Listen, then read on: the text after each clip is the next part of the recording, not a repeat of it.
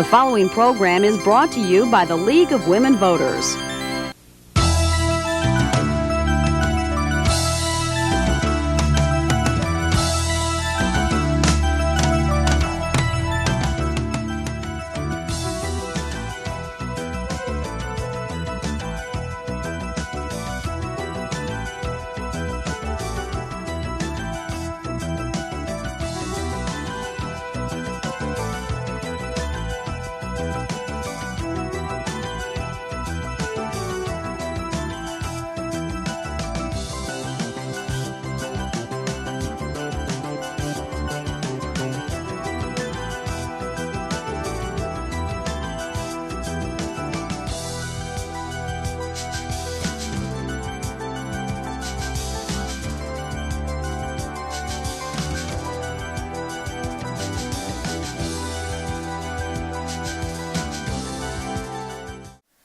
Okay, good morning. On behalf of the New Britain Area League of Women Voters, welcome to the New Britain Candidates Forum. My name is Basha Maselik, Voter Services Chair and Coordinator of this afternoon's event. Thank you for all being here. I will briefly review the purpose and protocols for today's forum. The League of Women Voters is a nonpartisan political organization of women and men. We believe that an informed electorate leads to a strong democracy. We sponsor candidate forums, voter registrations, informational meetings, and meet and greets along with other voter services. Today's forum is the coordinated effort of the League and Trinity-On-Main. Representing Trinity-On-Main is General Manager Gary Robinson. The League gratefully acknowledges the continued support of Trinity-On-Main for this event and many others throughout the year. The League respectfully requests that the audience maintain an appropriate level of decorum throughout the forum. No videotaping is allowed by audience members. Nutmeg TV will be taping and airing the forum. Please silence your cell phones. Please refrain from cheering, booing, or making disruptive comments during the forum. Candidates are timed in their responses, and audience disruptions may limit their comments. Campaign materials, including signs, stickers, buttons, and t-shirts, are restricted from the auditorium. Please check the lobby where the candidates have been encouraged to leave campaign materials for the public, in addition to information on membership forms for the League of Women Voters. Many League members are in attendance this morning as greeters, timers, and screeners, so please thank and welcome them also. As stated before, Nutmeg TV is here and will record the forum. The air date will be announced in the Herald and on the League's Facebook page. Also, if you need a snack, the League is sponsoring a bake sale in the lobby. Today's forum is an opportunity for residents of the City of New Britain to pose questions to the candidates based upon contemporary issues and concerns. And we also have a Berlin representative that is also going to join us for the second half of the forum. Questions will be accepted during the forum. Simply raise your hand to receive or submit a card with your question. Submitted questions will be screened by League members Gabriella, the Republican, Bakiel, and Inspire, the Democrat, for appropriateness. Questions will then be forwarded to the moderator to pose to the candidates. It is at the discretion of the moderator which questions will be presented to the candidates. The forum will begin with the state Senate candidates till 11:20. Next, a 10-minute break, followed by state representative candidates grouped by party for time purposes. For the state Senate forum, each candidate will have a 30-second to 1-minute opening. A coin toss will determine who gets the first question. After each question, each candidate will have 2 minutes to respond and then 1 minute thereafter until the question is exhausted. Each candidate will again have a 1 to 2 minute time at the close. For the state representatives, each candidate will have a 30-second introduction. A coin toss will also determine who gets the first question, which party gets the first question. Then a question will be posed. Each party will have a minute and 30 seconds to respond, then another minute thereafter until the responses are exhausted. Each candidate will again have 30 seconds to close. We will end at approximately 10:45. At this time, I'm going to do the coin toss.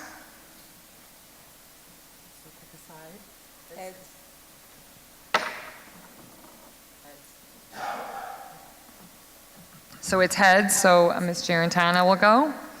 At this time, it's my pleasure to introduce the moderator for today's forum, Carole Mulready from the League of Women Voters Greater Hartford Chapter.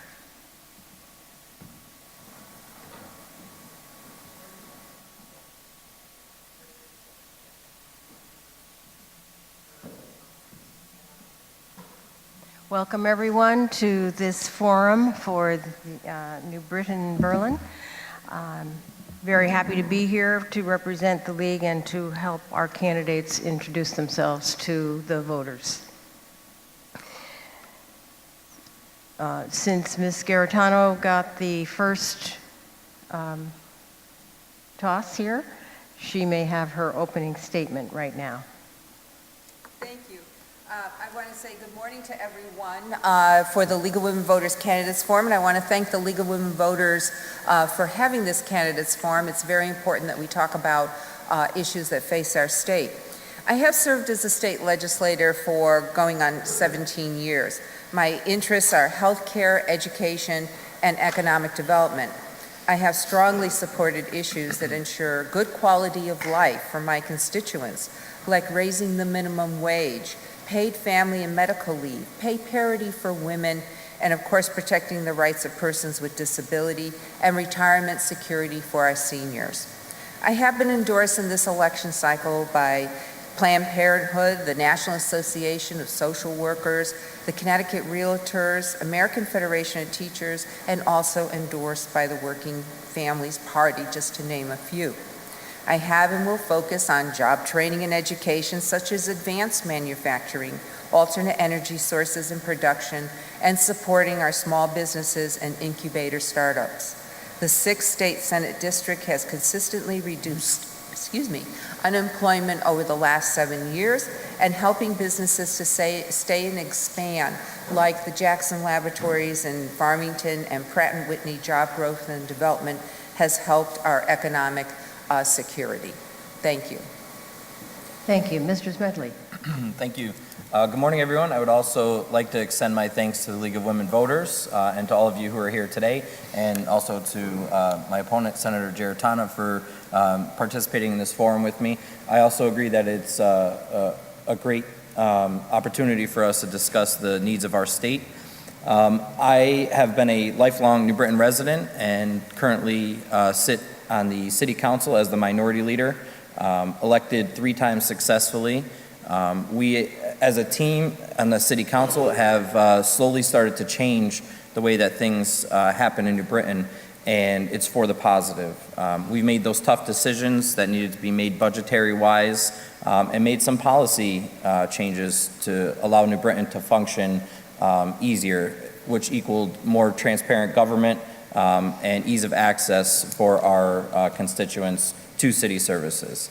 I'm employed by the New Britain School District, where I support all activities for our city's youth, former employee of the New Britain Police Department for the 911 Center, where I have been a lifelong police explorer and police explorer advisor. So I pride myself on involvement in the civic organizations in our city. It is my intention to bring the ideas that we exercised at the City Council level to the state level, bring some new, fresh opportunities and some clear ideas about how we can improve our state. Thank you. Thank you very much. Our first question for discussion comes from the audience. Would you support a national conversation to discuss and propose a common-sense, nonpartisan solution to federal campaign finance issues? Ms. Garantano.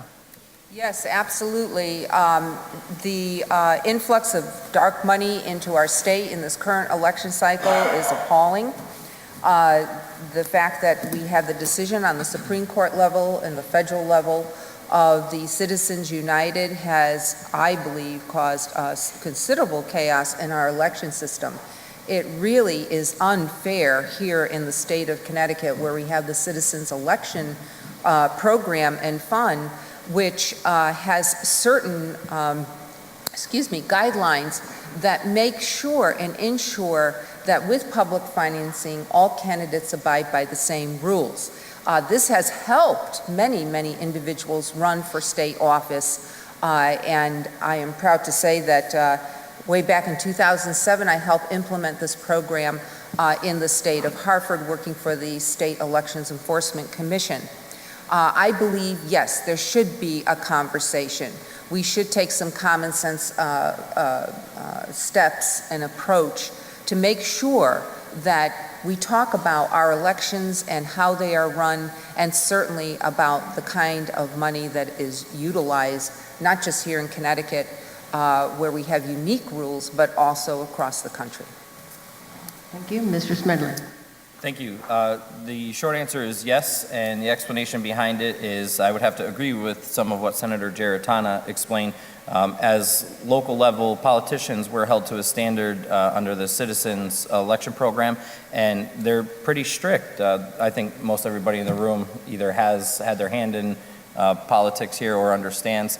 So why is it that not everyone is held accountable? Is my question. And the common sense approach is everything that I stand for, period. If it's not transparent and open to everybody, well, then you know what, maybe you shouldn't be involved in politics. And as Senator Giarratana referred to it, the dark money, I would agree. There is an incredible amount of black market or dark money that's woven itself into our campaign system, and it needs to be eliminated. Thank you. Another question from the audience. Water is regulated by the government and available to all primarily for travel and drinking and bathing. Will you support the continuation of water policy in all forms being included in Connecticut's environmental policy? Ms. Giarratana. Yes, I absolutely will. I did support the Water Planning Council's report that came out that establishes that water is a public trust. This is very important. The committee that I co-chair, Public Health Committee, has oversight on potable water. And we want to, and what we do is make sure that our drinking water is as healthy as it possibly can be. This is extremely important. For many, many years, we've been trying to develop a state policy on water planning and the use of water. We have statutes in place already that protect our water. I'm very familiar with them, working with the regulations in the Department of Public Health. But I think that we should go ahead, adopt the water plan. This will go a long way in ensuring and making sure that we are all protected and have good water in the years to come. Thank you. Mr. Smedley. Thank you. This is an incredibly I'm going to say it's going to make it difficult for our voters, because I think Senator Giarratana and I have a lot of the same ideas. And regulation of water, yes, absolutely. In the city of New Britain, we have a huge asset in our water department, and we have responsibly represented that over the last few years. The recent Tilcon study is a sensitive subject, and while I did support that, in the long term, if you look at the actual purpose of that and put aside the sensationalism, was to continue to protect the investment of our water for future generations, to build a new reservoir and to build our watershed even greater than it already is. So my answer is yes, I would support regulation of water at multiple levels, local, state, and federal. Okay, thank you. Next question again from the audience. The state budget continues to run deficits. What is your plan to gain financial sustainability for the state? Mr. Smedley, why don't you go first? Thank you. So debt management, I think, is the first bullet that would have to be talked about and taken care of in order to gain some financial advantage. The way that we sell our debt and then continue to spend would need to be changed in a sense that you can only afford so much money to pay down your credit card, in a sense, if you have a credit card debt. And the same thing applies to the state, but you have to continue to live. You have to have day-to-day operations. So consolidating some of our debt into a program that is affordable for the state would be the first thing. The second thing I would do is market the state to more folks so that we are welcoming more tax dollars into our city. Not raising the taxes, just expanding the tax base in a sense. So I would market the state of Connecticut to be more welcoming to families and small businesses. Thank you. Thank you. Ms. Giarratano. Yes, thank you very much. I just want to remind the public that this past biennial budget was worked on bipartisanly, both sides of the aisle, my partners across in the Republican Party and the Democrats came together to work out an agreement on the budget. I have always supported and felt that this was very important to get to the kind of budget that we need. But remember, it's a balanced budget by Constitution. So every single year, well, actually in the first year we do our budget, and then in the second year we may do some adjustments. But we did make some structural changes this year in the budget. For instance, reducing revenue volatility, also putting caps on our bonding obligations so that when we have to pay back, there is the amount that we would have to deal with in the beginning would be regulated by these caps. We made many, many changes in the budget this year by working together. Don't forget, the governor had proposed a budget, we rejected it, and we worked on it. I think what I'd like to see is cost-benefit analysis in our budget. We need to have an economist so that we know, looking in the long term, just what we are investing in, because people have to be a factor of our state budget.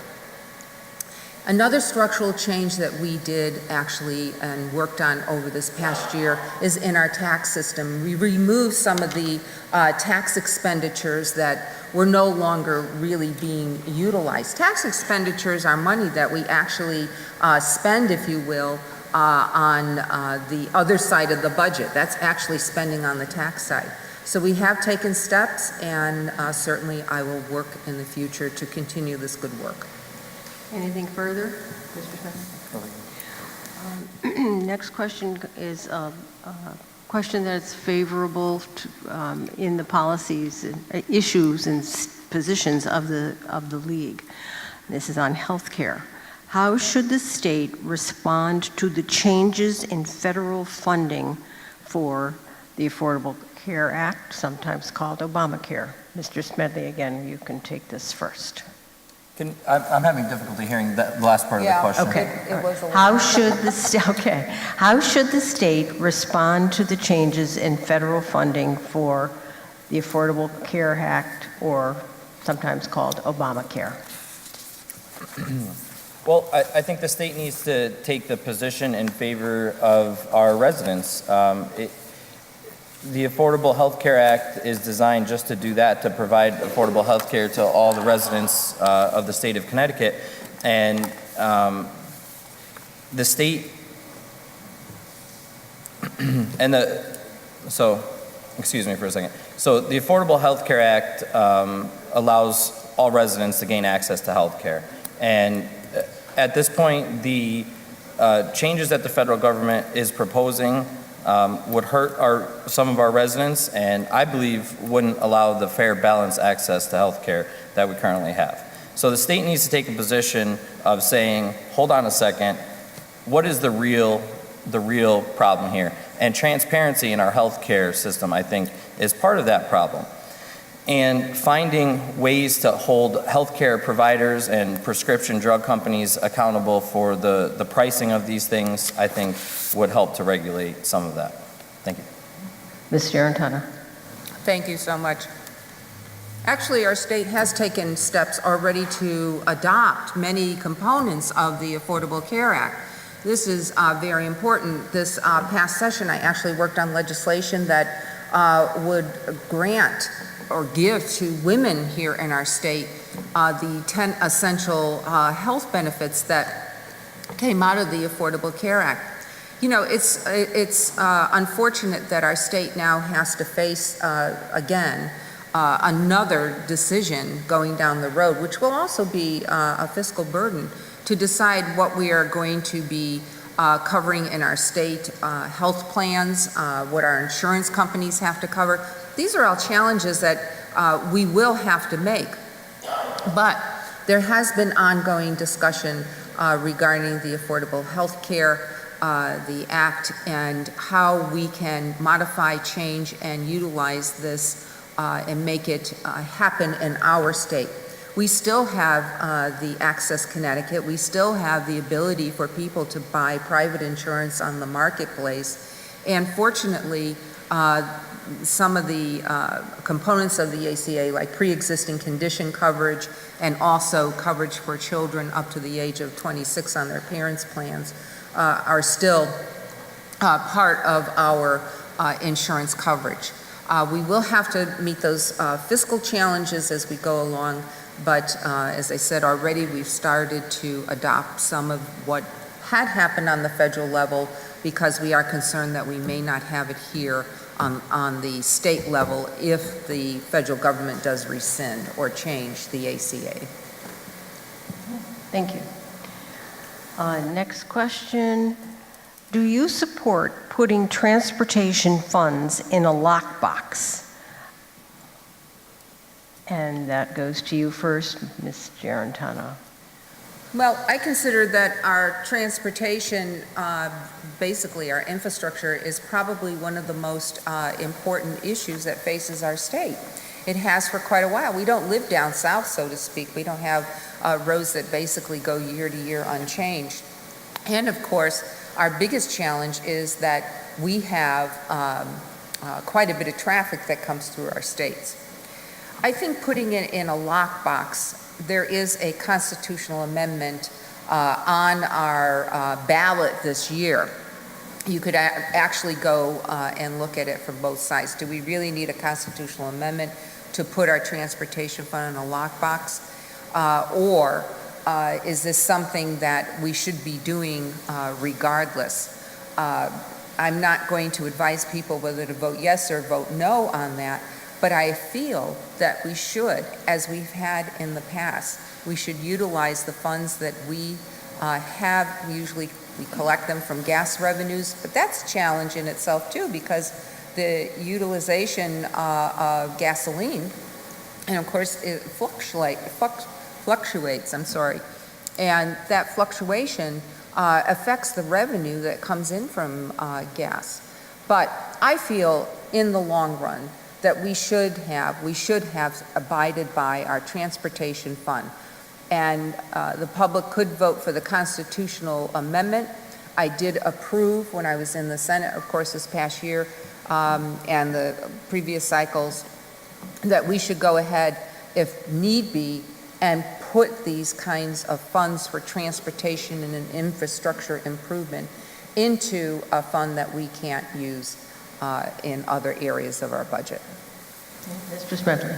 Yes, I would support the idea of a lockbox for the special transportation fund. I don't think it's fair that when we drive down the highway, I have to worry about what my car will look like when I park it in the parking lot where I'm going to.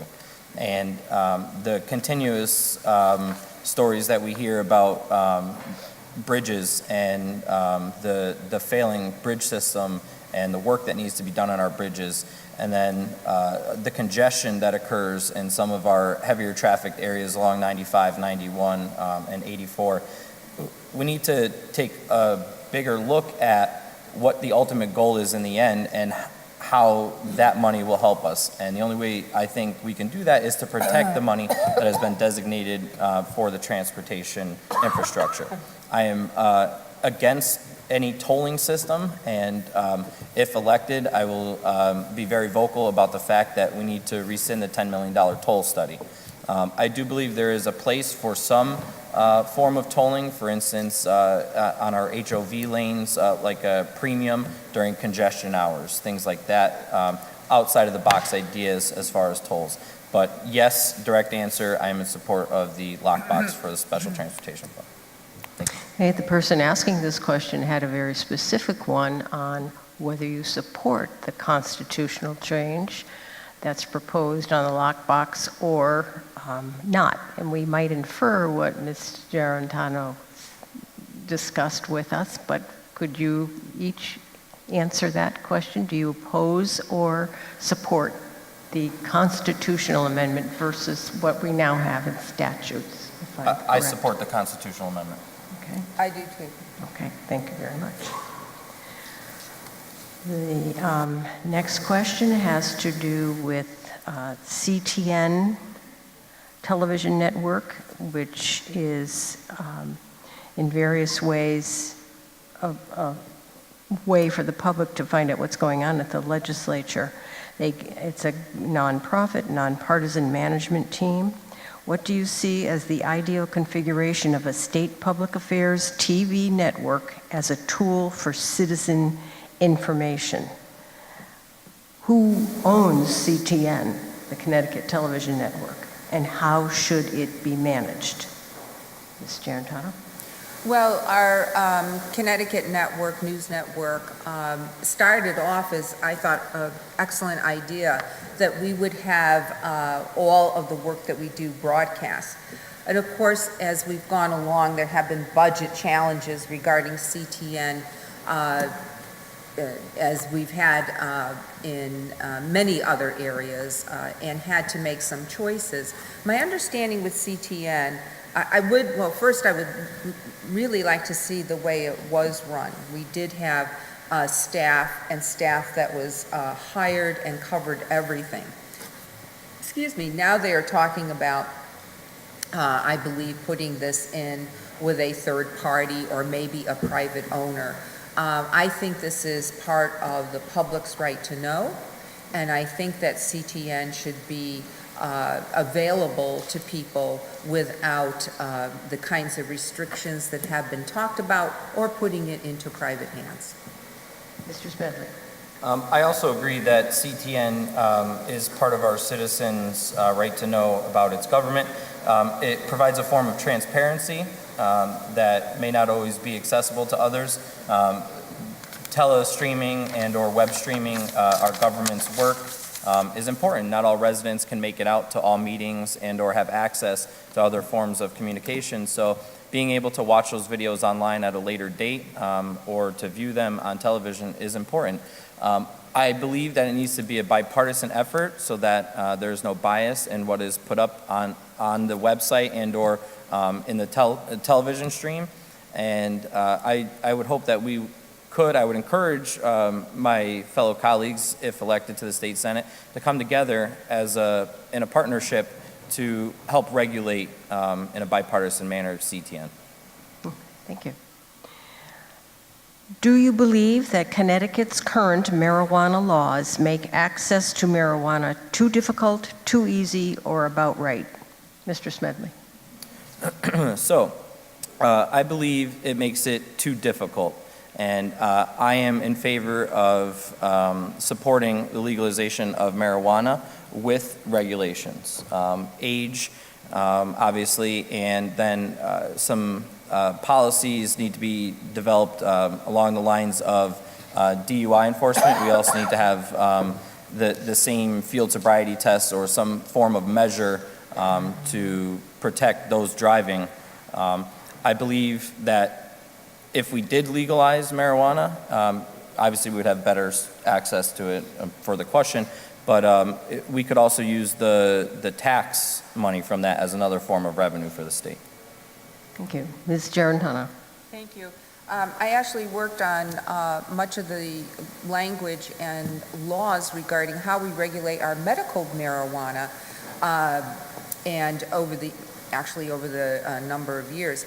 This year, if reelected, I would put in a bill. I think we need to have a discussion about using marijuana to relieve pain as an alternate to opioid use or misuse in this case.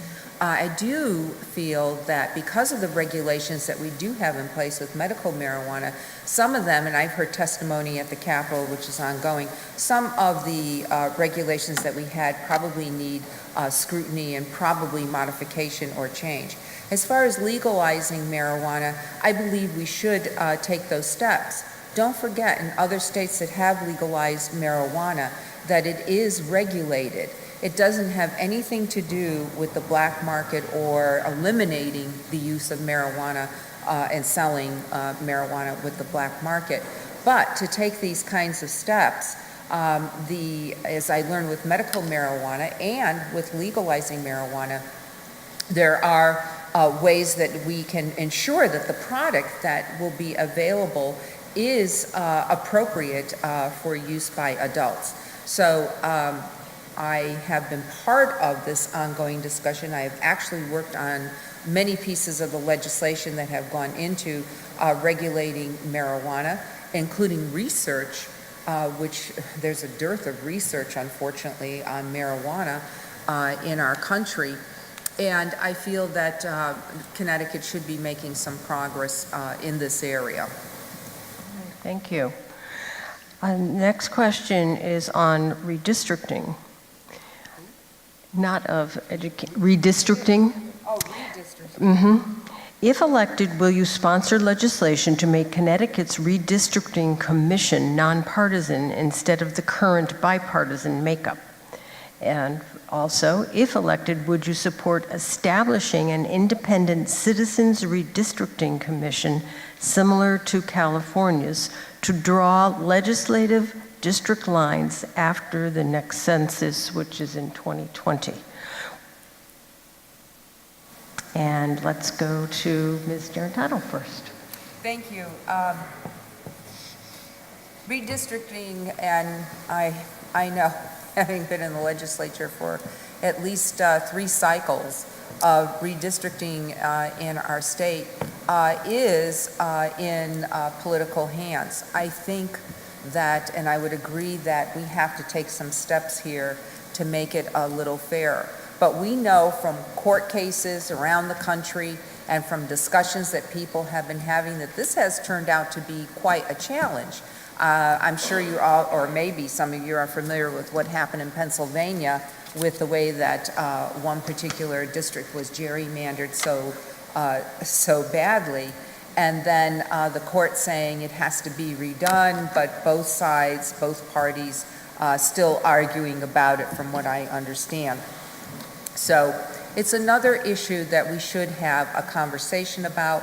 I certainly feel that if we could do it in a nonpartisan manner, that would be fairer and a better approach.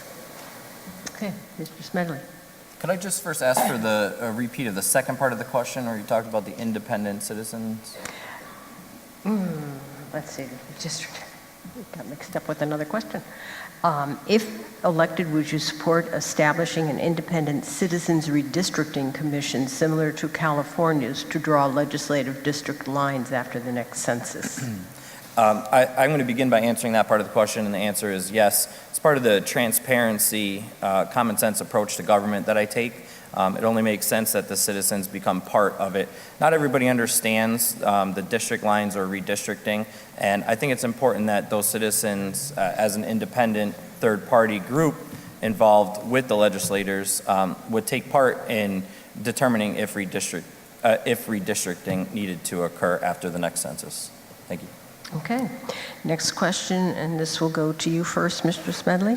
Gun violence has become a major issue in the U.S. Do you believe there should be stricter gun laws? So, gun violence is a serious issue,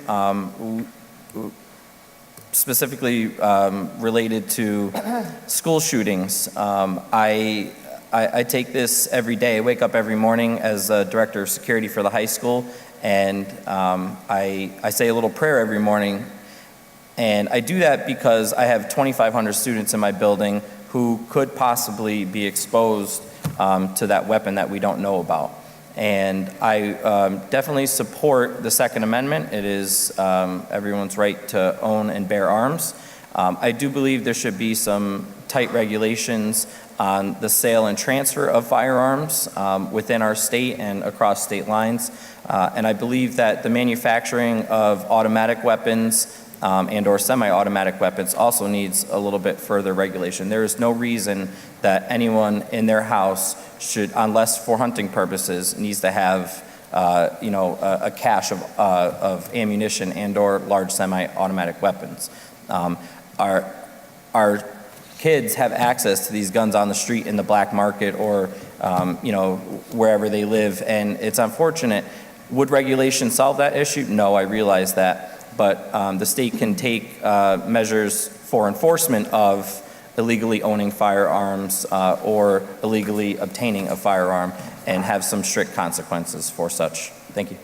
Okay. Ms. Gerentano. Thank you. I was fortunate enough to serve on the bipartisan commission after the Sandy Hook massacre and serving on that commission in 2013. During that time, of course, many people know that we passed very restrictive gun laws in our state, very appropriate. This past year, I also voted to ban bump stocks, and you probably have heard discussion on that. Most of my feelings about gun violence are that our federal government and our federal elected officials should be addressing some of the common sense regulations regarding guns, such as the automatic, the semi-automatic, and the automatic use that my opponent talked about. This is very disappointing that we have not taken these steps. I feel that Connecticut has taken many, many steps. I think and I believe that we will continue to make sure that our citizens are very safe, whether it's school safety or safety regarding guns. But I would urge my federal colleagues to take this up. We need a federal policy regarding the regulations of gun use. And this is now time for the last question before your closing statement. Can you give an example of a time when you changed your mind about an issue? Ms. Gerentano. Sure. I remember back when I was in the House in the 1990s that we at that time decided to deregulate electricity and the use of electricity in our state. I regret that vote. I wish I could take that vote back. I certainly changed my mind. And it's made me a better legislator going forward to know that when special interests come before me and ask for changes, they call it reform many times, and that they're basically, in essence, now I know better, are really asking for something that's going to benefit their business and not benefit my constituents. So I'm just giving that as an example. And I have also, in my committee, in Public Health Committee, have heard many times testimony that really has changed my mind or approach to various legislation. When we hear testimony from the public, when we hear testimony from, and I say in our Public Health Committee, it should be scientific, it should be evidence-based. Representative Pettit, who's in the audience, knows that. He serves on the committee that I co-chair. And having that information before us, going into an issue, you may feel one way, but coming out, you may feel that after hearing everything and discussing it at the committee level, that your vote may be different from what you thought you would be voting for or against. Thank you. Mr. Smedley. So along the same lines, it's important to remember that we work for our residents and our constituents, our voters. And at times we're faced with information, and I'm going to speak from the local level based on my experience. We're faced with some decisions that may come from the administration that we support, and then you hear public testimony or you hear the professionals speak about the topic, and specifically I'm going to address the Patton Brook well in this conversation. And I am still firm on the belief that the Patton Brook well probably wouldn't provide enough water for the CCSU campus, but after hearing testimony from some of the professionals in the industry and learning further into the process what was actually going to happen with it after the sale, excuse me, I had to take a deep breath and swallow my pride and say, you know what? Maybe we shouldn't sell the Patton Brook well, and try and share that with the team, Also part of this challenge is to influence your, fellow council members or legislators or senators. And to do that, you have to take an interesting approach. You have to, remain calm, like I said, swallow your pride, and say, you know what, maybe that wasn't the best choice after listening to everybody that we support in our communities. So it's definitely a humbling experience to have to change your position after being so vocal and forward about your position on something. Thank you both for your participation in this forum. And we thank Terry Gerentana and Robert Smedley for taking that leap into the service of the public by running for elective office. And we hope all of you listening and here in the audience tonight, or this afternoon, I should say, will go to vote on November 6th. That's the important next step, and it's in your hands. We will be back with the candidates running for the position of representative in Connecticut, and we look forward to having you back here. Thank you. Oh, I'm sorry. I am so sorry. I'm looking at my clock and I'm saying, oh, it's time's up. But our candidates, I take that all back, and it's just, they have a closing statement to make.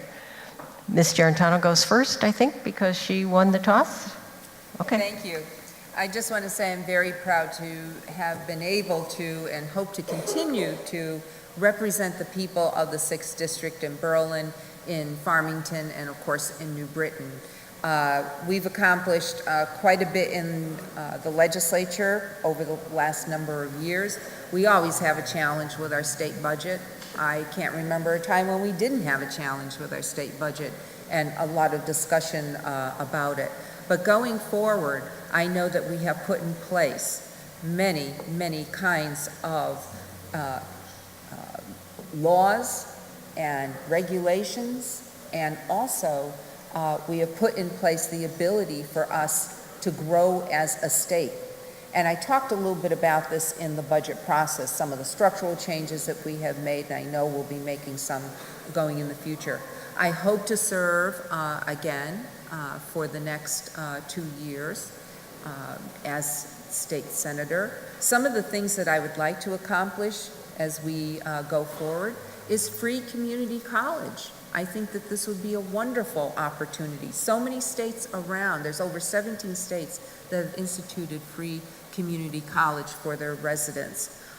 This would be quite a help. And some states even pay or help offset the cost of education. This is very important. This goes to the development of our workforce. Some other issues are pay equity, of course, paid medical and family leave, which I talked about, raising the minimum wage. This all goes to the quality of life and the issues that my constituents face. I know them pretty well, working with them over the many years that I have served. I want to continue this work. I hope we have early voting at some point. This would be a big boon to many of my constituents. So, of course, I want the opportunity to continue serving in the 6th District as state senator. Thank you. Thank you. Mr. Smedley. Thank you. I also would like to thank everyone who's here, the League of Women Voters, and all the constituents in Berlin, New Britain, and Farmington. I also want to extend my thanks to Senator Gerentana.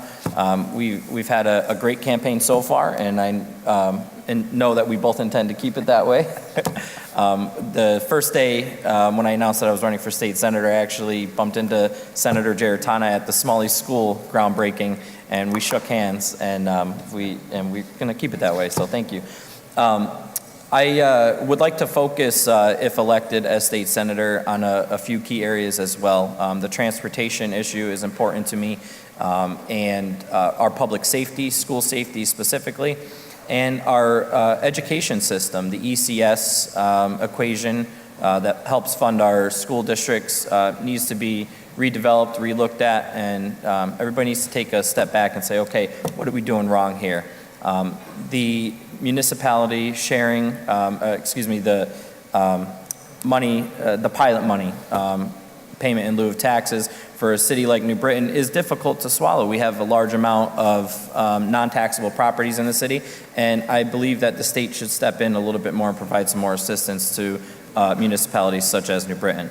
I would also like to focus on something else that we briefly touched on, the opioid crisis. I believe that Narcan should be available readily in our public buildings if it's not already there and over the counter. I believe that we need to take a bigger global perspective on that as well and find some solutions in a bipartisan manner. So thank you again to everybody for being here, and thank you to our moderator as well. You're very welcome, and a round of applause for our candidates.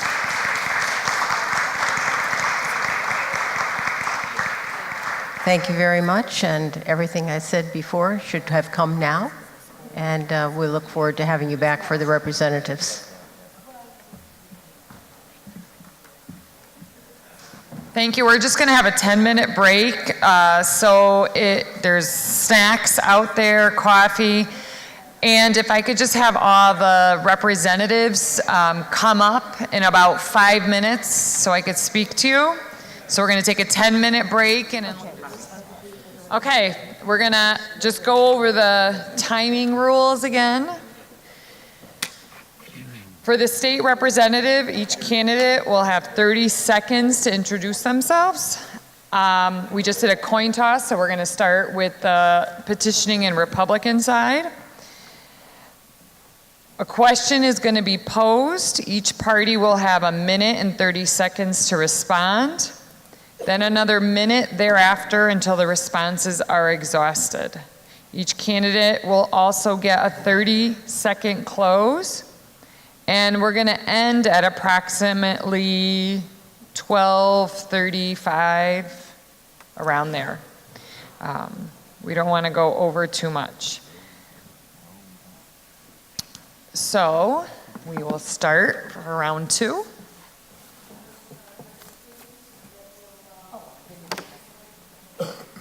If anybody has any questions, we do have papers. We have students that can collect the papers if you just raise your hand if we have any new questions.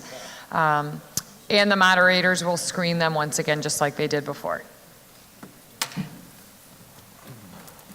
Okay, welcome back, everyone, for the second round of this League of Women Voters sponsored forum for candidates running in the districts of New Britain and Berlin.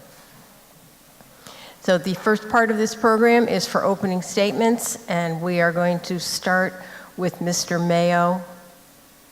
Thank you, Mr. Mayo. You have your opening statement. Thank you. Good afternoon, people of New Britain. My name is Alfred Mayo. I'm running as a state representative here against Barbara Sanchez. I lived here for nearly 30 years, and I have offered so much to give back to New Britain. Thank you. Mr. Pettit. Good morning. Thank you to the League of Women Voters and for sponsoring this, and you folks for coming out and what's turning out to be a gorgeous day. I'm William Pettit. I'm the sitting state rep from the 22nd, which is Plainville in the west end of New Britain along the Slater Road corridor. I'm in the midst of towards the end of my first term, served on public health, appropriations, and commerce. I have been endorsed by the Republican and Independent parties as well as the Association of Retired Teachers, NFIB, etc. Thank you. Mr. Lopes. Hello, thank you to the League for having us here. My name is Rick Lopes. I'm the state representative for the 24th District, which includes the southern third of New Britain and a portion of Newington.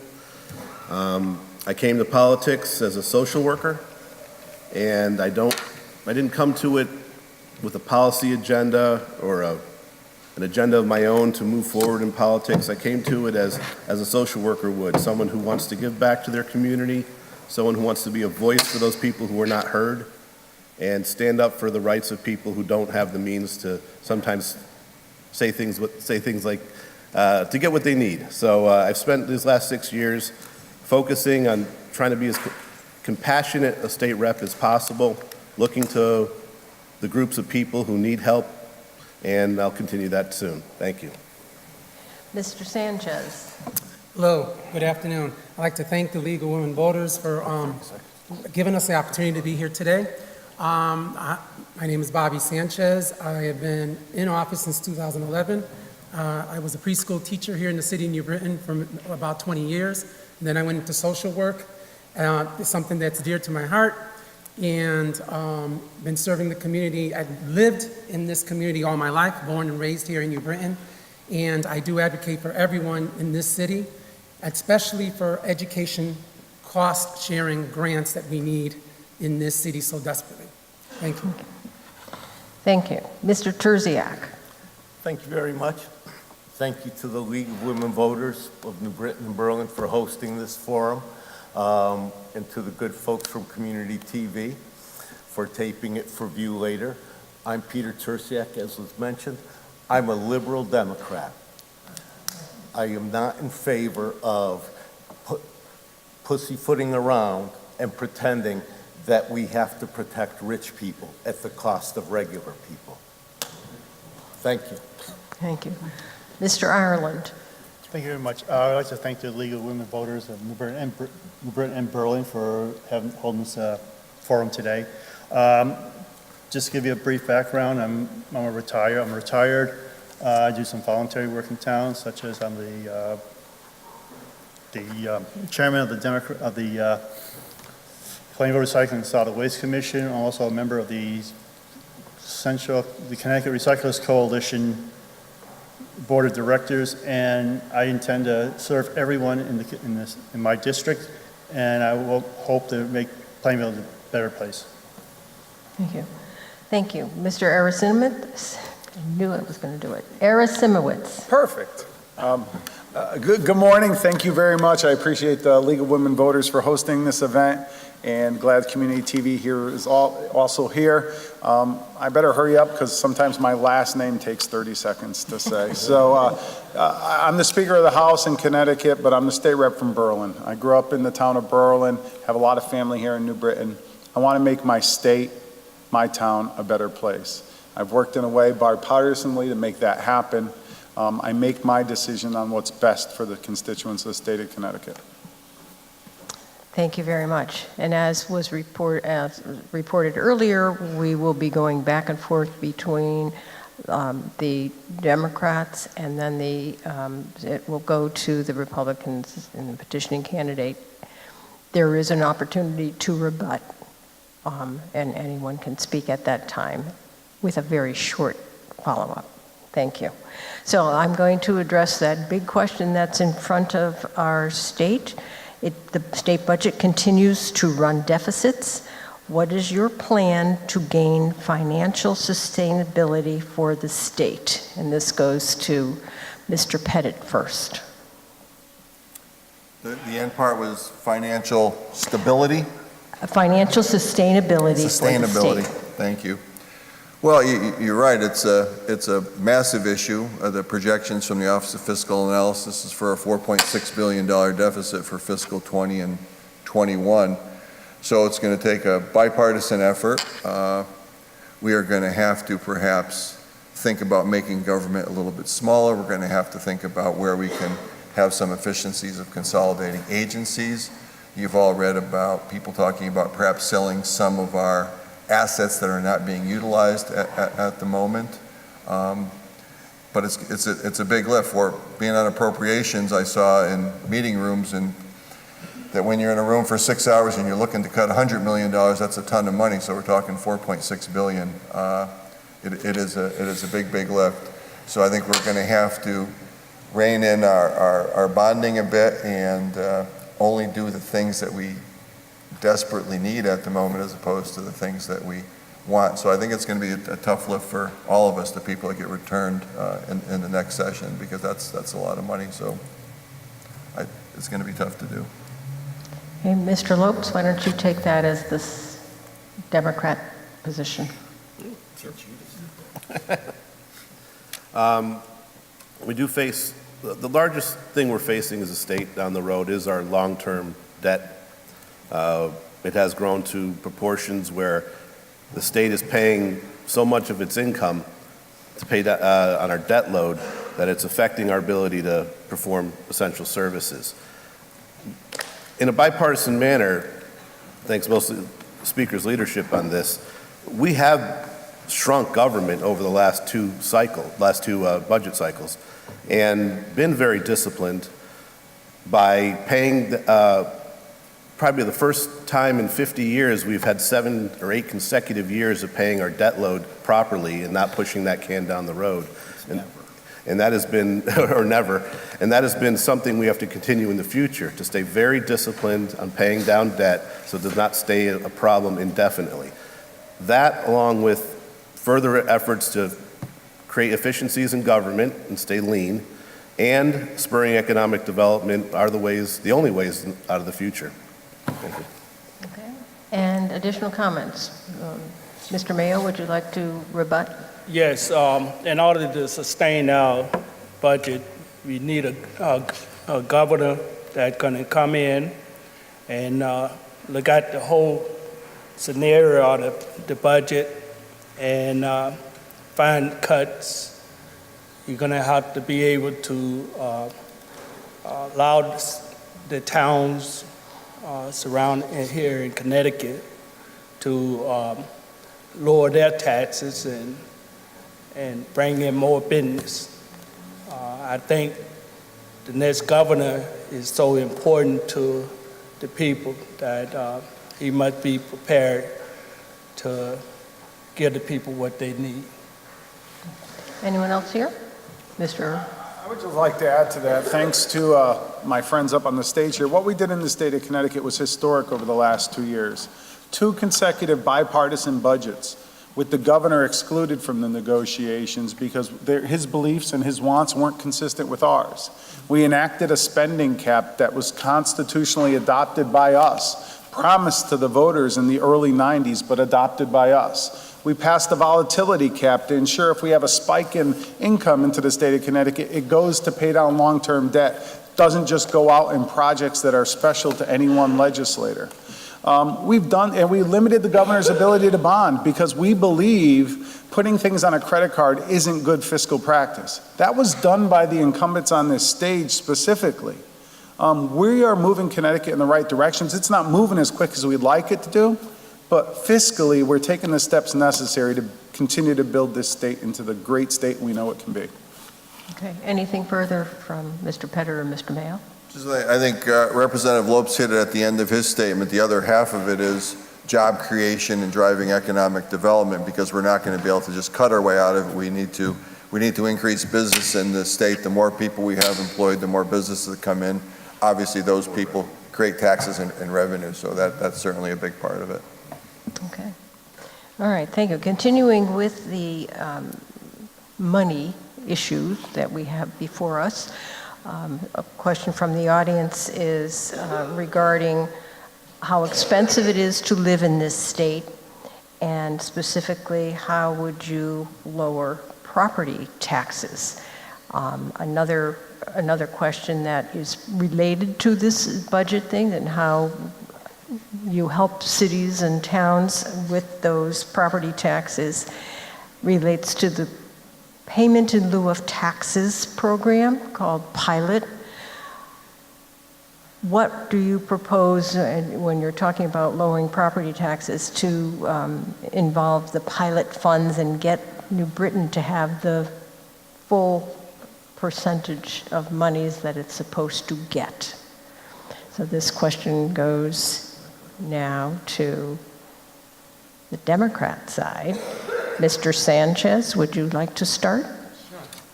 Sure. In regards to Pilot, I definitely believe that we can do a lot more at the state level. I don't think enough has been, instituted into putting more money into Pilot for these cities. They desperately need that money.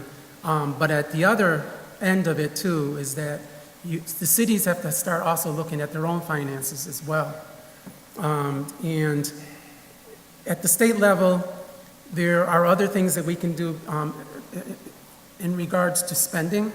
I've been hearing from people in different departments about some things that should not be happening in those departments in regards to overtime, which by the way, we have tackled that a bit in the last two budgets, but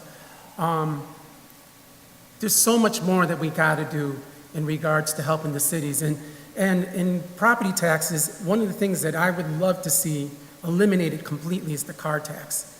I've always hated the car tax, and everyone I talk to in my district have said to me, why do we pay a car tax on a yearly basis? It just makes no sense. When you buy a car, you have to pay 6.35% on that car, and then you have to go into your city and pay a mill rate of 45 to 50, depending on where you live, mill rate percentage on that car. So it just makes no sense. And that's putting some money into people's pockets if you eliminate the car tax. I paid $610 this year on my two cars. I would love to have $610 in my pocket, and I'm being told to stop. Thank you. Mr. Mayo? Yes, in response to the cities, they must do much more than just go up on mill rates and taxes, and fees and whatnot. In order to help the state of Connecticut and to be able to fund education, I believe the city need to look at it, their sustained budget much more. If a poor city cannot pay much in education, I think the state have the responsibility to pay more. And the ones who can fund more their education, the state should reduce some of their funding. Okay. Anyone, Mr. Lopes? We live in the land of steady habits, the state of steady habits. And the one big glaring savings we could achieve, we don't want to do, and that is regionalization. We live in a state, unlike a lot of other states who have large regional entities that get cost savings by having large regional entities do things like roads, bridges, education, et cetera. We have 169 or 100 multiple little fiefdoms that all have duplicate activities, and it costs us a fortune. So although a vast majority of our money at the state is pushed down into cities through aid, we could lessen that amount or make it more efficient if towns would be willing to regionalize, work together, and save money. But let me tell you, it's a land of steady habits, and it is a fight we've been doing for many years, and it's hard to get traction. Okay. Anything else? Anyone? Mm-hmm. Well, I think people touched on some important issues, and if we really believe in the concept of pilot payment in lieu of taxes, we have to follow through and pay what's appropriate. I think it wouldn't fix all the problems in places like Hartford and New Britain, would make a big dent, because the alternative is then to turn around and tax a place like Trinity-On-Main or churches or et cetera, because there's a lot of people that are not in the tax rolls, and I think the pilot program makes more sense. And it feeds to the issue of communities not being able to raise their own funds, but going door to door, I'm sure we all hear the same thing. People typically, I don't hear a lot about income tax or sales tax, but I hear about property tax and hear about the property tax on their house and property tax on their cars pretty much everywhere I go. So that's, once the state writes its finances, that's something we certainly need to approach, because I think that's going to continue to push people out of the state to high property taxes. Anyone else? Okay. All right, moving on to another question. Connecticut has one of the largest populations of seniors in the nation, third overall for those 85 and up. Many folks cannot afford doctors or prescriptions. Connecticut's economic terrain is so turbulent. What will you do to help these seniors in their need for health care? Mr. Terziak? Thank you very much. We're an increasingly old state, as most places are, as the boomers just move right along and get older all the time. We've already addressed this problem and soon people will be seeing the difference. Next year, we begin no longer taxing Social Security payments. That's for seniors and the disabled. Soon, we begin a process of lowering taxes on pensions. That'll take quite a while, but the schedule's there. Will be done by 2024. For those of you who are young, you'll be surprised how quickly it comes. There's more that we can do. We can help make sure that health care isn't breaking the back of seniors' budgets too. Those are things we can do directly to help seniors stay in the state. Those are many of the complaints people have for leaving. We can get back to people honestly saying they're leaving us because of the weather. So that would be an improvement. Thank you.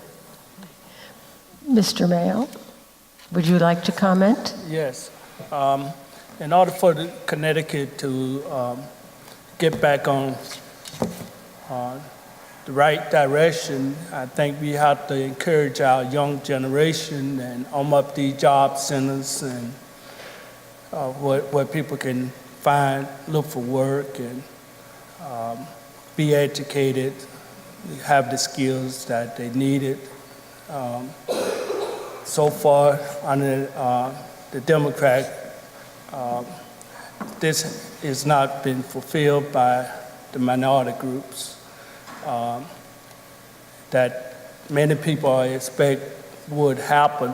And I think under certain Republicans, they're going to make sure for everyone to get that opportunity because there are plenty of jobs out here. We just need to start putting more money into the skills and education. Thank you. On this side, Mr. Simmons? I think one of the programs we realized how important it was the Medicare Savings Program. Currently in the state of Connecticut, we allow you to go up to 211% of the poverty level. Some in the budget negotiations thought, well, let's drop down to 100% of poverty. How bad can that be? And then almost 180,000 seniors reached out to us at the Capitol and told us how bad it really would be. So we brought it back up to where it is. That's the key about the budget. The budget is not only a dollar amount, it's a real person next to that dollar amount that you affect. So that was a good step forward. Representative Turdyzak talked about the Social Security and pension, big step forward. What also is another big step is making sure people can retire in dignity. I worked with the AARP and my colleagues did to ensure that we passed a retirement savings plan here in the state of Connecticut, one of very few states that have it. It's portable, it allows you to contribute over your entire life, and you have the benefits when you retire. You cannot live on around $18,000 in Social Security in the state of Connecticut. You need to retire with dignity, and we want to push that forward and continue to work on that aspect. Okay, thank you. Anyone else? I think the initial question went to healthcare especially, and I think and not to kick it upfield, but we need to hold our federal legislature's feet to the fire because I think the Affordable Care Act has a lot of things that are very good and some things that need to be improved. So continuing to allow treatment for eligibility for pre-existing conditions, insurance till you're 26, a number of those issues we need to continue, but we also need to decide what we need to change so that premiums aren't going up double digit and deductibles. You know, I have a family with small businesses and they have $10,000, $14,000 deductibles on small plans, and it's a big issue. So I think most of that is going to be sort of adjudicated at the federal level, and we need to talk, we as reps and senators have to talk to our federal folks and try to continue the march towards more affordable health care for all. Okay. Thank you. Anyone else? Okay. Mr. Mayo. Well, I want to back up some of the things Representative Pettit was speaking about health care. We need to reach out for more people who need that health care. That a lot of people nowadays are not getting that care that they needed. So I just want to back up what he was saying. Thank you. Thank you. Following up on healthcare and services from the state for the elderly and those in need, we have a question about the Department of Social Services, referred to as DSS. It currently has a wait time over many days for phone calls that have a wait time of an hour, sometimes 2. People with disabilities depend on the Department of Social Services for help, but government has shrunk so much that these people cannot get a phone call answered in a reasonable time. There's a request that we be careful about shrinking government so that we continue to have problems like this. So how can you solve this problem? And I think the Republicans answered first the last time. Did you get the healthcare question first? Would you like to address this? Yes. Mr. Pettit. No, Mr. Pettit, because you had the first one before.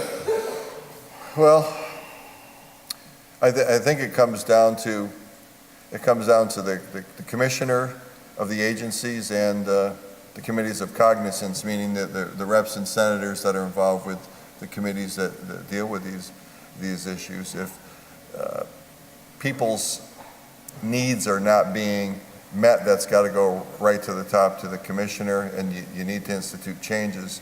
So hopefully we will have, with the new administration, whoever that is, talking with commissioners, whoever they are, to try to take steps to improve service. Everybody up on the stage is probably getting the calls about same issues, transportation services, people waiting at nursing homes at their homes to get rides for chemo treatment, for medical visit, et cetera, and being canceled at the last minute or having to wait 2 or 3 hours.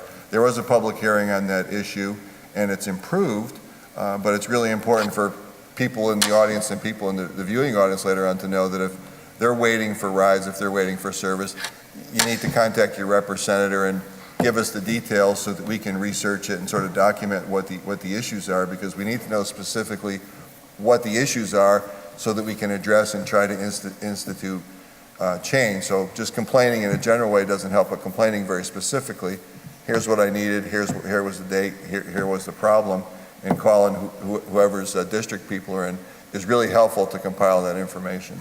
So it's going to, another big lift, and a new administration is going to have to obviously approach that in 2019. Mr. Arasimowicz, I'm going to ask you to respond. So we hear a lot, just shrink government. Come on, we have to live within our means. Us sitting around a kitchen table, we make cuts. Shrink the size of government. Well, since 2008, we're down 12,000 state employees. That has a cost. The bodies there to answer the phone calls aren't there. Department of Labor, you call for unemployment, sometimes it's 6 to 8 hours on hold. You go down to Christian Lane, right on the border of Berlin and New Britain. You get there first thing in the morning, the line's around the building. And if you're not in line by 9:30, they tell you to come back the next day. So again, we got to be careful what we say. We have to make sure our intentions are to continue to provide the services that the people of the state of Connecticut need. And if that's important to us, we have to put the resources. So the frustration with DSS is the sheer number. We laid off, we downsized nearly 12,000 state workers, and the workers aren't there to do the work. So if there's a commitment to improve the service, then we got to be committed to adding the workers.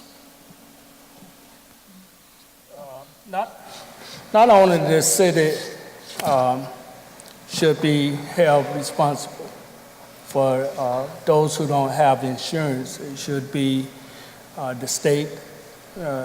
When there is a delay, the state should reimburse the city when there are people apply for medical care or some kind of insurance. It should be responsibility on both sides. We cannot just put one blame on the state as the burden to medical care for a lot of people. Thank you. The next question is going to Mr. Ireland. Do you support putting transportation funds in a lockbox. And would you also comment on your position regarding that? That's a constitutional question on the ballot this year.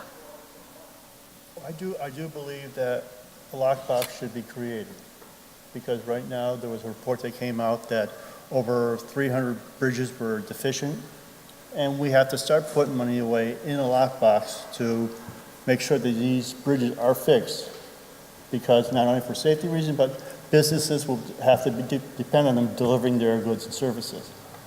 So I believe that, I believe that be on a bipartisan way there, everybody can come together, make a reasonable lockbox law. And hopefully, we'll be able to raise the funds there and be able to repair these bridges, because the federal government has cut back their funding of projects. I think we're only at like 20% now of the funding. So that means the state's going to have to pay more money for repair of these bridges, and we got to start putting money aside for these bridges and roads and our infrastructure. Thank you. Mr. Pettit. I think in general, both sides of the aisle are in favor of the lockbox. There is some concern in the debate up at the Capitol on this issue, whether or not it was actually tight enough, whether funds could be diverted before they got into the fund. Once they were in there, they were safe. So I think it's a reasonable concept to support. And I think in general, as I was speaking with people beforehand, the lockbox is probably only as good as the goodwill of the representatives and senators up there, because you always have the ability to create a new legislation, new law, new policy to try to circumvent that. So as long as most of the reps and senators are in favor of it, I think the lockbox should work well if people are all philosophically inclined the same way. Does anyone have further comment on the fact that this is a proposed constitutional amendment that makes it a little harder for the legislature to make such a move from one fund to another? Anybody here? Mr. Lopes, and then Mr. Terziak. What? Just don't oppose it. It is a good question, whether or not we proceed with the constitutional amendment. There's a difference between passing something in law, which can then be changed at a later date by the legislature, or you put something in the Constitution, which makes it a lot harder for the legislature to change it at a later date. It provides a sense of extra security. On the negative, it also sets up a situation where if we need to change it down the road for unforeseen circumstances, it's harder to change at that time. Overall, it's a laudable idea to put it in the Constitution, and we probably should proceed and do it. But we have to go in it with our eyes wide open that it's not a panacea for all our transportation problems. We still need to fund transportation. It's a major issue in our state. It's impeding economic progress. So we have to go after it and not just say we're going to put money in a lockbox, but actually fund transportation projects and get that done so the state can move forward. Okay, Mr. Terziak, anything further? I agree with Representative Lopes. We were at something recently where we were debating this passionately, and my position was this is a bad idea whose time has come. This is necessary. Shame on us for having to do it. Shame on us that we're doing it first about transportation instead of something about health care or looking after our seniors. However, more than taxes, business and industry tells us their problem in Connecticut, their number one problem is transportation. If you go and look at kids, go take a look at CCSU. There are fewer cars in the garage, not because there are fewer students, but because young people don't like to drive as much as previous generations did. We need to prepare a transportation system for them, not for the way things used to be. And one of the ways we can make sure we're able to do that is by voting yes on the constitutional question for a lockbox. All right, thank you. Let's go to something a little closer to home, and ask our representatives if you know what NRZ stands for. Raise your hand if you know what NRZ stands for. Okay. For those in our audience, anyone who's new to the area, it's the Neighborhood Revitalization Zone. And this question that is proposed here, what can you do, what plans do you have to support the Neighborhood Revitalization Zone and what they do? And this goes to Mr. Sanchez first. First of all, you have to be part of that NRZ. I live close to the Broad Street NRZ, but they don't meet as much as the North Oak NRZ does and the East Side NRZ. So I've been attending the North Oak NRZ meetings, listening to their concerns. People know that this past November, there was a remark made by a former mayor about people in our NRZ on Oak Street, and I had to come out, with a press conference to counter those remarks because they were not good remarks, and I'm not going to get too much into it. But it's wrong when you make remarks like that about people in that area. They're trying their best to revitalize that neighborhood. It's a neighborhood that has been ignored for such a long time. And I think that the city of New Britain needs to do a lot more in regards to these neighborhood revitalization zones. Not just the one in North Oak, but also on the east side, Broad Street, and the south side of New Britain. So get involved, and I ask my colleagues to really, get involved in your neighborhood revitalization zones. They really need to see your face there. I know that we're all busy, but if you can make two or three of those meetings on a yearly basis, that's better than not showing up at all. Okay. Mr. Pettit or Mr. Mayo? Yes, we both in the same location, Mr. Sanchez and Mayo, me. NRZ have a huge problem that need to be addressed to many people. That things been overlooked and the city not living up to its responsibility as a state representative. We need to understand that the majority of minorities live in that location and that on the north end.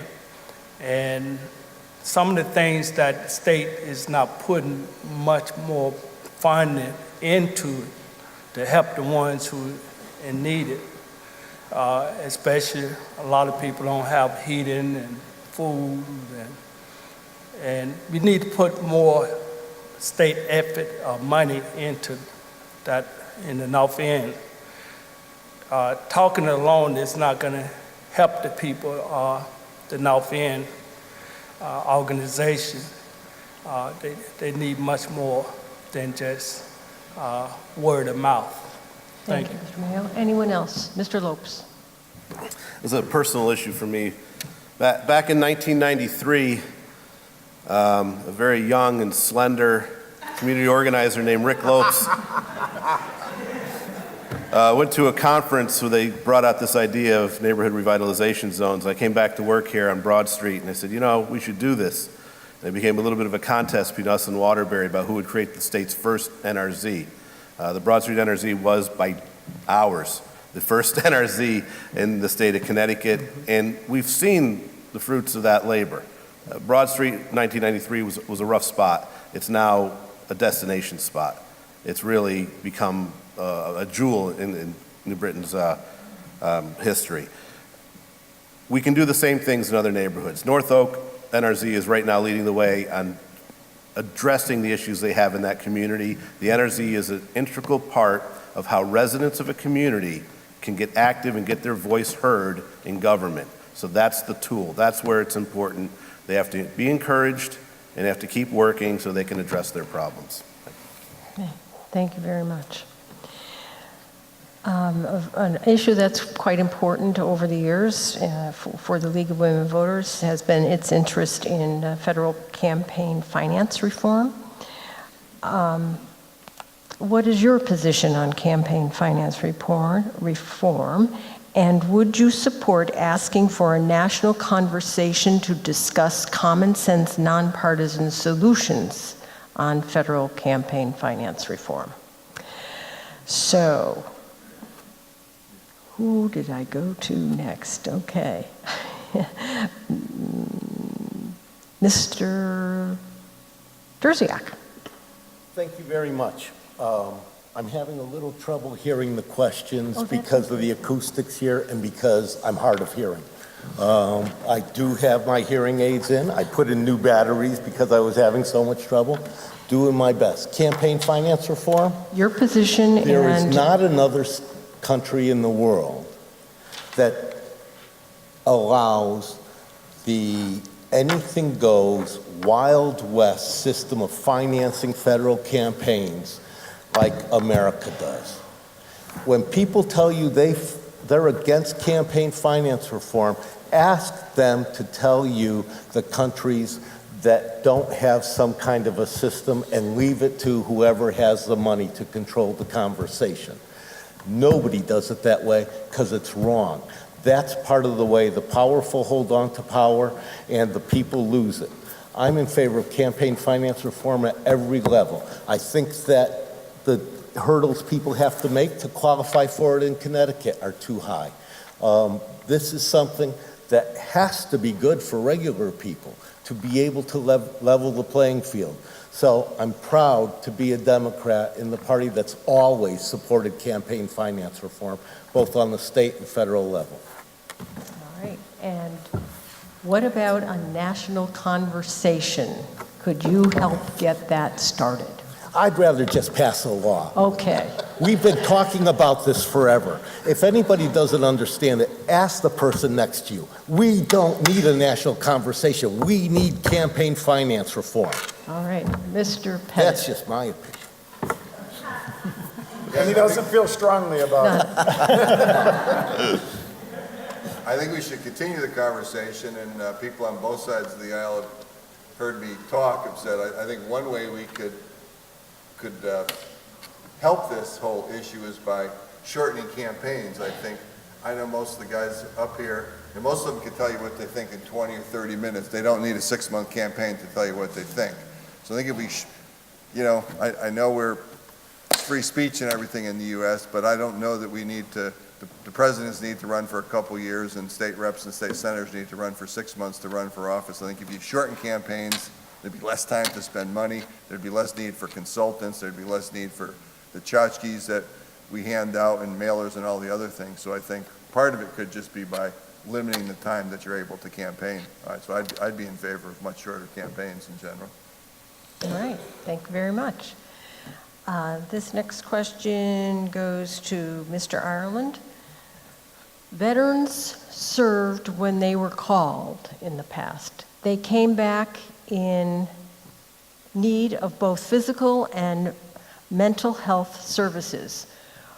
What can we do to help those that served but suffer now through your position in the state legislature?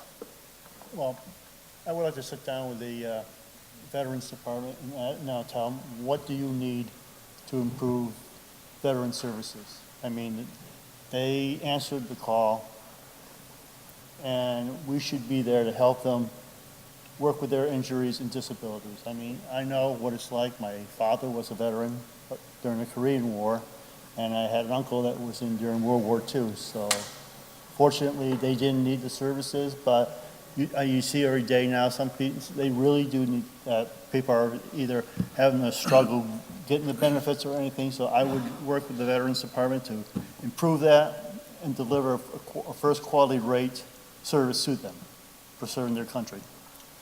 Okay. Mr. Mayo. I'm a Vietnam veteran myself, and I believe that we need to do more in the state of Connecticut on benefits toward all veterans. We need to release so much pressure off the returned veteran who went to the war, financial taxes and registration, to get back on their feet again. In the state of Connecticut, it just not much we giving back other than thank you for your service, and that's not enough. We can do much more for the state of Connecticut. It's too much delayed in benefits for a lot of veterans where the federal government not kicking in, and the state need to do much more to help the veterans. Thank you. Anyone else? I think we did a couple of things in a very bipartisan manner this year. There's some property tax relief for veterans, veterans who've had traumatic brain injury or have been victims of sexual assault and ended up having a dishonorable discharge and now eligible for services. We sort of were blaming them for a problem that occurred because they volunteered and went out and served and got injured, and we rectified that with a bill that was passed with bipartisan support. And I think the third thing was, which doesn't directly deal with services when they're alive, but I think the funding was restored for the honor guards at funerals, which is very important to many veterans. And I think our commissioner, Tom Sadi, who replaced Sean Conley's doing a great job and is really in touch with the veterans. The stand down day this year over in Rocky Hill was just fabulous, with thousands of veterans attending and many services being offered. So. Thank you.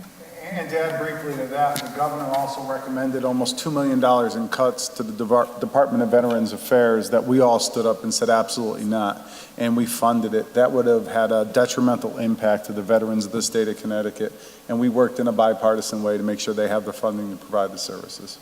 Okay, thank you. The next question is in education. What will you do to make Connecticut public colleges like CCSU more affordable for residents if elected? And Mr. Pettit. More affordable. Good question.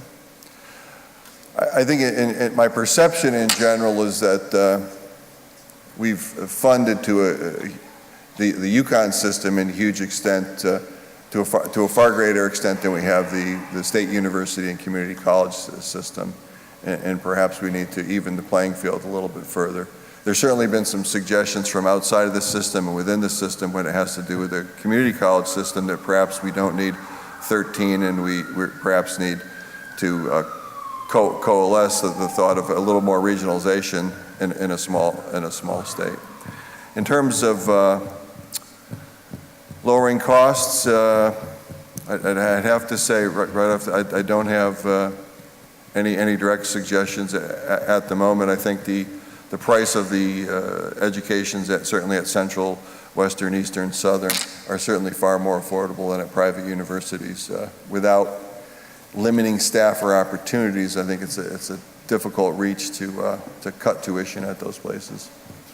Okay, and anyone? Mr. Sanchez? This could take all day, but anyway. First of all, we need to stop nitpicking when it comes to charging our students fees. That's something that I had brought up in the Higher Ed Committee a number of years ago. The state of Connecticut, the colleges and universities collect over $4 million in little minor fees like credit card fees when you use it for paying for your tuition. There's a $30 fee or there's a $100 fee. Let's get rid of those fees in order to help our students. That's number one. The other thing is the cost of books. Ridiculous. Why can't we put a cap on the cost of books? That's another bill that I put forward a couple of years ago. It was knocked down by the committee, didn't get anywhere. Wasn't really happy about that. But, you know, my son just graduated from CCSU, and I know what the cost is. And so, I mean, there's so much we can tackle here. Also, the fact that you have to do certain courses in order to get your certification, which to me is, some of those courses are ridiculous. They really don't need those courses. So there's a lot of ways that we can find savings. And when it comes to community colleges, I think community colleges should be free for all our Connecticut residents. It should be a free, you know, for our students. Thank you. Rebuttal, Mr. Mayo.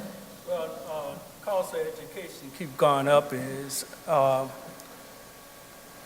diminished a lot of people opportunity for good education and opportunity. And I think what we need to do is put a cap on just about everything the college keep going up and up on. It's not going to help if they continue to keep going up on costs. All they've done is cause it more difficult for people to go get that education and jobs. Thank you. Okay. Anyone else? Okay. Mr. Ireland, what will you do to protect victims and citizens from violent crimes if you are elected? Well, what I would do, first of all, is to stiffen our gun laws, because right now we're not keeping up with the technology, such as the 3D printing of gun parts and for the guns. And another one is what's called the ghost guns. And for those who don't know what that is, that's you buy it from a gun manufacturer, but it's not. It's in pieces. You get it. They give you instructions to put it together, and you put it together yourself. The downside to this is that you don't have to have a permit to obtain these guns, and there's no registration on them. So, and I believe that if you're going to do this, you should be held to the same laws as these other guns was. I would just outlaw the 3D guns. Plus, on the other side, I would stiffen penalties on certain crimes, and really look forward to doing trying to rehabilitate criminals so they don't come back out and commit another crime. So. Thank you. Mr. Pettit or Mr. Mayo? I haven't been directly involved in those committees, but been indirectly involved through my work at the foundation and groups like Survivors of Homicide. One of the bills that got passed this session that I co-sponsored had to do with restitution to victims, requiring the court to ask if the victim required restitution if the convicted person was able to pay it. It seemed a little counterintuitive to me that we had to legislate that. Apparently it wasn't happening in many cases. In addition, the Office of Victim Advocate is woefully understaffed. Up in Hartford, there's about 4 people in the office. When I went through my own experience in New Haven, there was one victim advocate for the entire court system, Superior Court system. So if there's 15 or 20 murders in a year, that person was responsible for those 15, 20 people and families. And cases go on for 5 years, so they're often responsible for 100 people. So the workload's overwhelming for the victim's advocate. So I think we could do a lot more from that side of it by providing many more services to families that have real difficulty negotiating our judicial system without someone trying to help them through it. Any other comments? Okay. There's a question here about net neutrality, and this will go to Mr. Lopes. Several states have passed legislation to protect net neutrality in reaction to recent rulings of the FCC. Should Connecticut join them? I believe we should. I do believe it's a federal issue that should be addressed by the federal government, but seeing their lack of action on it, states have to step up with piecemeal legislation. Not having net neutrality will lead to less effective and equitable internet, and internet is pervasive in every part of our life right now. So damaging that or making that a playground for people to do for-profit schemes and make money on it, and it's just it'd be a slippery slope to nothing but trouble down the future. The net is this amazing tool that has come up in this last generation that we need to protect and make sure it stays as equitable as possible. Thank you. Mr. Mayo, Mr. Pettit? I didn't hear too. The question? Right. Yes, let me find it. Lousy over here. You would like me to read the question over? It's on net neutrality, what should be done based on the changes in the FCC regulations for how the airwaves are used and how they are accessible to everyone? We're not comment on that. Okay. Anyone else? Mr. Terziak. Thank you very much. This is an important issue. It was first brought to my attention 12 years ago when it was one of the planks on Ned Lamont's platform when he was running for Senate. This is something that young people and progressive Democrats have been fighting for a long time. We're back to even playing field, folks, here. Should business and industry be able to do anything at all on every front, including the internet, just because they can pay for it? Or is this a utility like many others that has is the internet a utility like many others that has a responsibility to everybody, and that everybody deserves the exact same access to, regardless of whether they have a lot of money or whether they're sitting in the library at a computer that they signed on to? Thank you. Thank you very much.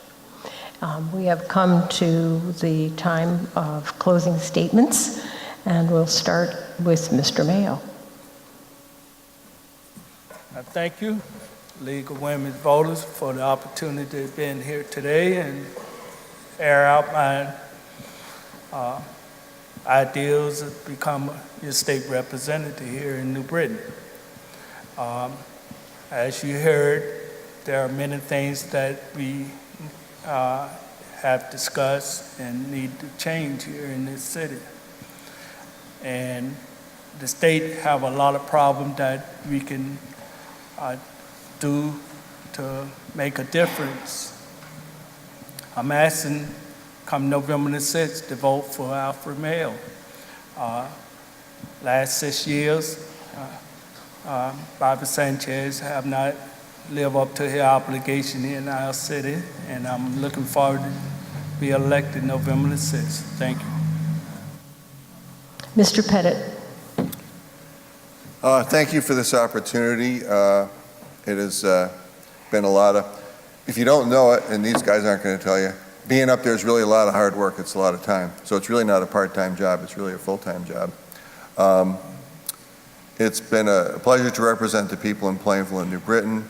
If re-elected, I will certainly continue to focus on areas of public health, given my 35 years as a physician, areas of commerce and education, making sure that people are getting the appropriate training education to try to fill some of the jobs that are currently available, and continuing to push for victims' rights per se. There's a lot of work to do, and I think it's important for us to try to work in a bipartisan manner. And to that end, I would thank our speaker on the end for my first time through. Started all of our sessions on time. I heard horror stories of previous generations being called in at 12 noon and the House opening up 4 hours later at 4 o'clock. So thank you very much for starting us on time for every session. Mr. Lopes. All right, thank you very much to the League, and to all the people here and all the people watching on TV. It obviously is you're showing that your commitment to your community. I mean, you're invested. And I will say that every year is an important election.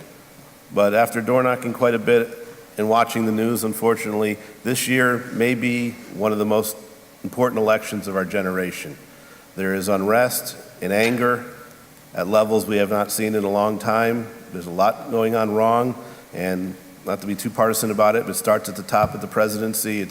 Many of us find it absolutely reprehensible, and people are angry about it. I'm angry about it. And so people need to get out, you need to vote your conscience one way or the other, but you need to be active participants in your society, in your government. And that is the most important thing you can do in the next 2 weeks. Thank you. Thank you. Mr. Sanchez. Yes, I'd like to thank the League, and I'd like to thank everyone that took the time to be here this morning, as well, this afternoon, and as well as the voters of the district, my district, and the city of New Britain. I've been advocating for this city for many years, even before I became a politician. And working in my community, working in the neighborhoods, working with children, working with families. So I know it all, I've done it all, and I will continue to do that and bring in your voice up to the Capitol. In regards to my opponent saying obligations, not meeting obligations, I think $42 million in Smalley School construction is something that's great that's come to the city.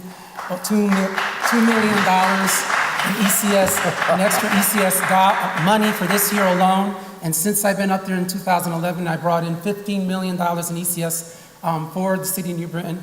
On top of that, more grants. That's what we're talking about.